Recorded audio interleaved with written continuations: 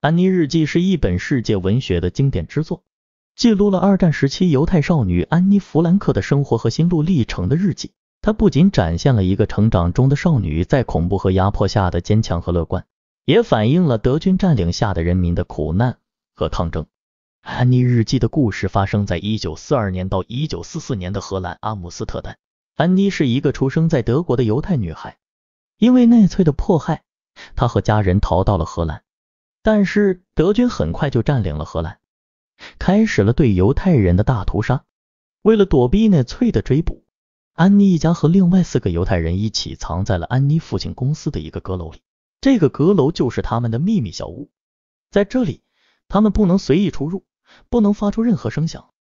不能看到阳光，只能依靠几个好心的朋友给他们送来食物和消息。他们在这里生活了2年多，直到1944年8月被德军发现并抓走。在这段艰难的日子里，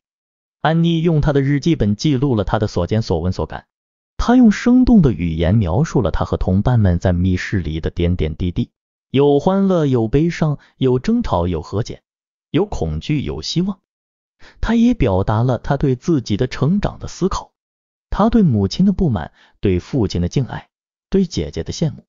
对性的好奇，对彼得的爱慕，对未来的憧憬。他还展现了他对战争的厌恶，对纳粹的仇恨，对犹太人的同情，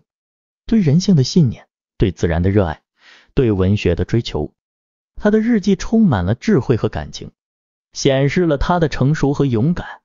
安妮日记的最后一篇写于1944年8月1日，之后不久，安妮和她的同伴们就被德军逮捕了。他们被送到了不同的集中营，经受了饥饿、寒冷、虐待、